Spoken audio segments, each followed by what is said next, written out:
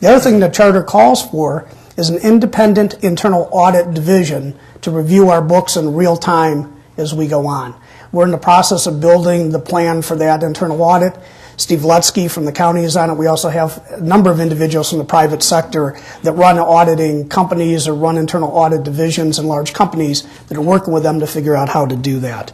Justice Affairs. The county sheriff will no longer be independently elected. He or she will be appointed. What does that mean? How do you do that? Boards and commissions. Looking at 70 separate boards or commissions that the 3 county commissioners appoint to or sit on themselves. 70 different boards right now that they appoint to. We're looking at the functionality of that. Do we need to do all that or not? We have information on technology work group and procurement groups, again, to look at our practices. How do we procure things in the real world? How do we do that efficiently? How do we do that effectively? How do we do that legally, if you will? How do you get the best cost possible but stay within the guidelines set forth by the government, the federal government, and the state government on procurement? Human Resources Work Group to look at our health and human services. While recently you may have seen in the paper that some people don't think our health and human services are as strong as they used to be, I can tell you I believe they still are. They're hardworking people that get it, but there's always room to be better, to do better. We want to look at best practices, make sure we're doing everything we can to carry out the various mandates under health and human services. Economic Development Work Group. Charter calls for this county to become the center of economic development in the region, to become an economic development engine, if you will. It's just historically not been the responsibility of county government. A lot of thought needs to go into how does that work. True economic development historically really has been a municipal responsibility, with county government doing what would be more called community development. If there's going to be a shift in that, you need to think through what that looks like and how that works. We just recently started a new committee called Human Capital and Quality of Place. And the truth we did that for is that, if you're going to do economic development and we want to raise the ships in the harbor, we got to make sure the little boats rise as well. And some of us were getting more and more concerned. We're talking about big E economic development, but we weren't talking about what happens in our neighborhoods. And you think maybe I'm talking neighborhoods in the city of Cleveland, but I'm starting to talk about neighborhoods in the first ring suburbs. Things are changing, and we need to really talk about quality of life. How do we raise all the ships together? If you're doing economic development, how does that trickle down? What is it we need to do to leverage development money, human services money, workforce development money that all goes into the same neighborhoods at the same time? We need to get better at leveraging those dollars together and moving forward on it. The goals of the transition. It's interesting. I get a lot of questions about the $50 million and the 15% savings. And that is clearly a goal of what we're trying to do. We believe we can do that. We can be more efficient. We can be more effective. We can do things better and save money. However, we saved 11% last year through our early retirement and other things that we did. They were called cost avoidance. They weren't called savings because we had a big budget cut last year. We're going to try and do it, but I want people to understand, January 1st, the new government's not getting a $50 million check. Because as of January 1st, none of these recommendations will be implemented yet. Almost all of them will go to the new government to implement. So down the road, someplace out in the future, we hope to save $50 million, but it is a misnomer and unfair to the exec and council coming in to think they're going to get that money on January 1st and be able to start investing it in economic development. We're going to streamline government and move forward. One of the things we intend to do, and I think the target date is July 14th, is to have a candidates forum. This will be put on by the Transition Advisory Group on July 14th to meet with all of the candidates that have filed their petitions to run, whether they be an executive candidate or a council candidate. Do a presentation and update, answer questions, begin a dialogue with them. We think it's very important that they're involved in this and they know what's going on. We'll do the best that we can. I assume we're going to have a few more of those as the summer goes on to keep a dialogue with them going. We are in the process through the executive committee of hiring the Public Financial Management as a company that is going to work with us to really put all these recommendations together in a package. Descriptions of the recommendations. Now, it would be nice if recommendations were all positive or 100% positive, but in the real world, recommendations usually have an up and a downside.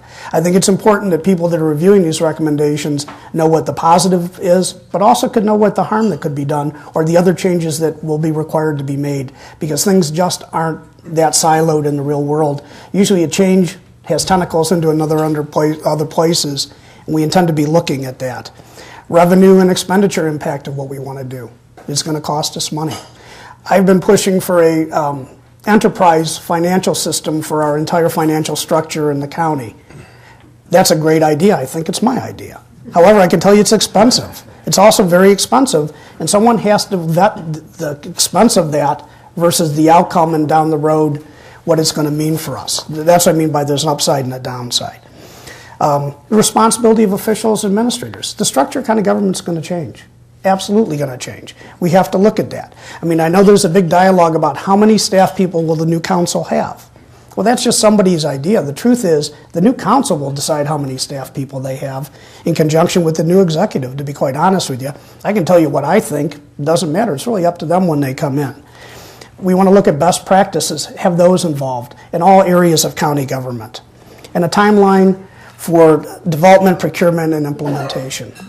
The truth is, there's going to be some recommendations that are must-dos on day one that we're going to have to do immediately so the new government can function. The rest of these recommendations are going to take time to implement. Some 30 days, 60 days, but some a year and a half. Human resources, for example, work group, is looking at how do you take all the separate elected officials who have their own structures, their own staff, their own job descriptions, pay structures, etc., and meld them into one big structure. And that's going to take time. It's not something you can easily do. How do you make sure that the secretary and the auditor's office and children's services and the treasurer's office and pick another office all make the same amount of money and their job descriptions match each other? And if they don't, then you need to create classifications for them so that they fit in some way that makes shape. That takes time to do that. The last thing I'll talk about is there's two other groups that are working right now that aren't directly work groups. There's a Code of Ethics Committee that's looking at just what it talks about, a Code of Ethics. And eventually that Code of Ethics will be recommended to the County Council Planning Committee to be implemented for all elected officials in the county. But the Code of Ethics Committee is kind of outside of us, looking at a Code of Ethics for those who are running for public office.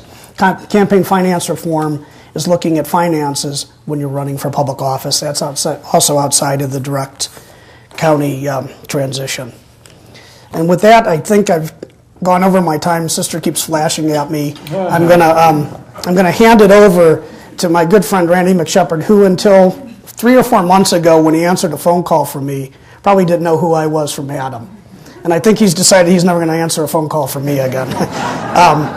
In all seriousness, we picked Randy to be the chair. He's also on the executive committee, by the way, with me. We asked Randy to be the chair of the public engagement group because a number of us really felt the public engagement was the most important thing to occur in the whole transition. I think we're going to come up with good ideas on how to transform the government, good ideas how to do things better. But for this to really work, we need the average citizen in the county to feel that they had a chance to participate, that their voice could be heard. Now, I hope they don't think that translates into because I had an idea it gets implemented, or because I told you something you had to do it, but people have a right to know what's going on. And we've created a website, if you will, and it's transition.cuyahogacounty.us. And every work group, date, time, place of a public meeting, agenda for that public meeting, and hopefully within 3 days afterward, or they're somewhere around there, the minutes of that public meeting are on the website. So people that can't come can follow along. But also if somebody misses a meeting or hasn't came and gets interested, they can do a quick checkup and at least have an idea what's going on. And also other ways, and I'll let Randy talk more about it, but we felt it was of utmost important that the general public in this county felt that they had a chance to participate. And I think Randy and his group have done a great job with that, and I think he's going to talk a little bit more about that right now. Sure. Well, thank you, Jim. Good afternoon, everyone. Thanks for making the time in your busy schedules to come and learn a bit more about the transition process. I was thinking a couple of days ago as I was helping my first grade son with spelling words. The word on the list that came up was community. And after he spelled the word, I said, well, what does that word mean? And his response was, it's a place where people come together to solve a problem.